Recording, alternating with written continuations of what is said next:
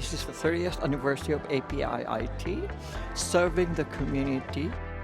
We surely have come a long way from where we were before when we started. And we're very lucky to live in a city where we have people that are there with us and helping us and supporting us.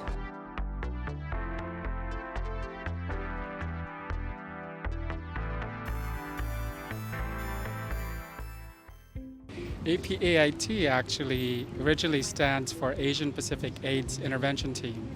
But this year, as we celebrate our 35th anniversary, we're really transforming and evolving.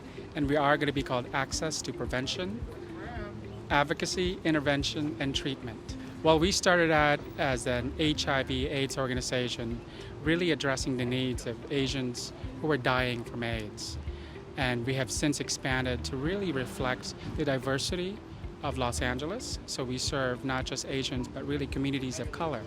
And we now actually expanded our services to also provide mental health, recovery services, as well as housing. Well, I think given the state of the world, folks really are suffering from a lot of mental health challenges, whether it's the COVID pandemic, whether it's addressing homelessness, whether it's addressing anti-Asian hate, or Black Lives Matter. Many folks are really struggling just to survive on a day-to-day basis. This is why mental health is really important. That's why we do our services. And housing, being in Los Angeles, we have a homeless epidemic that is unavoidable if you've noticed. So this is why we really have been reflective and listening to our community. That's why we expanded our services. We also do help all the girls out on the streets, also helping them find jobs, with the city and stuff like that. Also, we also help them with, some of them have problems in the past because of parents' non-acceptance.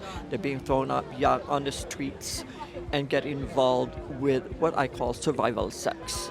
And it's really very difficult. So we try to help them, house them and help them, give them a place that they can provide as temporary housing, give them also counseling and stuff like that.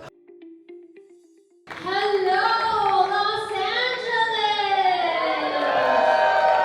Welcome. Thank you so much for joining us for APAIT's 35th anniversary gala and fashion show. You know what's even more interesting than how fast time flies is how through the years and for 35 years now and counting, APAIT has been serving our community. Can we get a whoop-whoop for APAIT?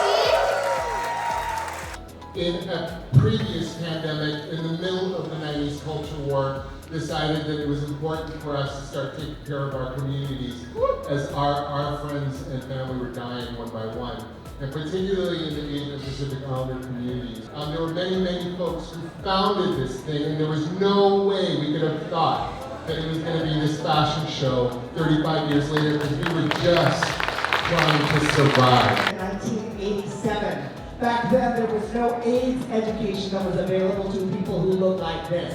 There was no AIDS education for people in Tagalog, in Vietnamese, in Mandarin, and so people were suffering alone in ignorance. So give it up for APAIT and all the work they have done. It's a huge honor and very important for me to represent the Asian American communities, the LGBTQ+ community, and to show the universe the power and beauty of trans women all over the world.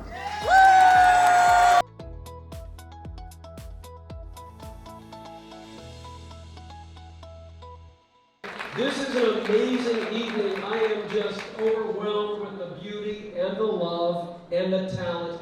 Let's give it up to APAIT for this incredible evening.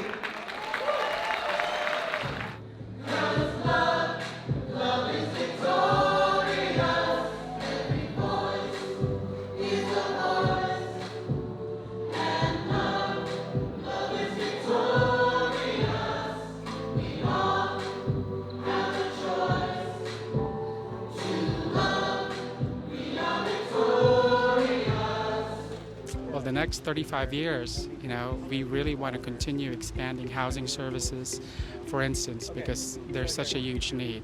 We've barely really tapped the much needed services to address homelessness in Los Angeles. So it's going to be an ongoing issue. So you can expect more housing initiatives, you can definitely expect more mental health services, and ongoing diversity.